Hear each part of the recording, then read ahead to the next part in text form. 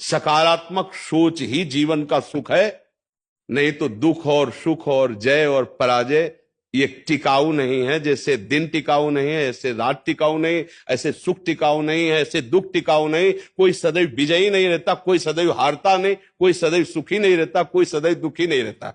ये क्रम चलता रहता है। दुख के अवसर पर हमें हमारे विचार बचाते हैं हमको। अभी हम अपने विचार में अपने को बीमार मान ले तो हम कल से आने लायक नहीं रहेंगे, ध्यान रखना। हम आज अब भी नहीं मानते कि हम बीमार हैं, तो हमारी निगेटिव सोच जो है ये बिना वजन के नहीं जाएगी। और अगर ये बनी रही तो अरबों रुपया हो, खूब बड़ा पद हो, पति व्यवस्था पत्नी सब कुछ हो, लेकिन नकारात्मक सोच तुम्हें चैन से नहीं रहने देगी। पक्की बात मान लीजिए। इसको सुधारना है तो सत्य पे आइए, धर्माचरण कीजिए, पवित्र चरित्र रखिए और नाम जप कीजिए। आपकी सोच बदल जाएगी। देखो, आपकी सोच अच्छी है तो आप थोड़ा कम पैसे वाले भी है ना, गरीब भी हैं, तो मस्त रहेंगे। सोच सही नहीं है तो चाहे आपके पास अरबों रुपया हो, आपका जीवन नरक जैसा रहेगा, क्योंकि आपकी सोच अशांति, कलह, नाना प्रकार की वासनाओं में, खेल में फंसाकर आपको नष्ट कर देगी। तो हमें लगता है कि बिना अध्यात्म के चिंता, भय, शोक इसका दूर होना बहुत कठिन है। नाम जप करो, चरित्र पावन रखो। आज प्रायः चरित्र को हम नहीं सुरक्षित रख रहे। ये समझ लीजिए कि चरित्रवान के पास ऐश्वर्य चरण चूमता है। चरित्रहीन चाहे आप जितना धन एकत्रित कर ले, शांति और सुख का अनुभव नहीं कर सकते। अब ये बात शास्त्र की और संतों की मानना स्वीकार करो तो अभी आनंद की अनुभूति हो जाए। हमारा चरित्र देखो, हम राम चरित्र गाते हैं। राम जी रघुवंश में प्रकट हुए और रावण उत्तम कुल पुलस्त करनाती, ब्राह्मणत्व उत्तम कुल पुलस्त करनाती, लेकिन चरित्रहीन हो गया तो राक्षस कहा गया। समझ रहे? चरित्र गाते हम, राम चरित्र गाते हैं। मां केवल अंतर है नहीं, वही बड़ी रा उसमें भी लगी हुई है। रा मां वही भगवद अंश है, जय विजय और कोई दूसरा नहीं है।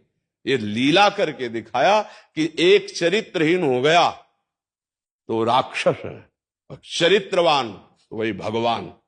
सब में भगवान है, वही अब लीला कर रहे। देखो, हम अपने चरित्र को पावन रखें, हम धर्म से चले, नाम जप करें, तो अब कहीं भी आपके अंदर नकारात्मक भाव आपको परास्त नहीं कर सकता।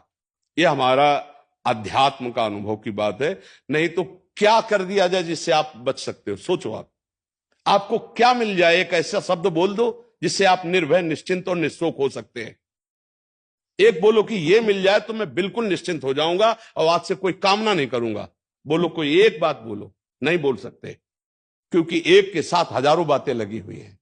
एक केवल वो है कि परमात्मा मिल जाए तो फिर सब पूर्ण हो जाए। जिसके पाने के बाद कुछ पाना बाकी नहीं रहता, जिसके जानने के बाद कुछ जानना बाकी नहीं रहता, और जिसको अनुभव करने के बाद कोई भय नहीं रहता। 5 वर्ष के प्रहलाद जी हैं, त्रिभुवनपति हिरण्यकश्यप है, सकारात्मक सोच है, मेरा हरि मेरी रक्षा कर रहा है, बाल बांका भी नहीं कर पाया, नहीं कर पाया। हां, अगर हमारी कभी पराजय होती तो उस समय भगवान इतना बल देते हैं, इतना सुख देते हैं कि वो पराजय क्षण में नष्ट हो जाती है, हमें शोक नहीं होता। देखो, बड़े बड़े भक्तों को पराजय का मुख देखना पड़ा। धर्मराज युधिष्ठिर, अभिषेक हुआ, इंद्रप्रस्थ के सिंहासन पर चक्रवर्ती सम्राट पद पर बैठे, कपटियों ने कपट करके परास्त किया। 12 वर्ष का वनवास, 1 वर्ष का अज्ञातवास, परिणाम भारी कष्ट सहा। ऐसे महारथियों को छुप के रहना पड़ा, लेकिन परिणाम फाइनल पे आइए तो चक्रवर्ती सिंहासन पर महाराज युधिष्ठिर ही बैठे, उनके कुल में कोई नहीं रह गया, सब विनाश को प्राप्त हो गए। तो हमें लगता है धर्माचरण, भगवद आश्रय, पराजय कभी होती भी है तो वो विजय की ही आशा पुष्ट करती है, और भगवान इतना बल देते हैं कि पराजय उसे दुख नहीं दे पाती है। इसलिए हमें नाम जप करना चाहिए, भगवत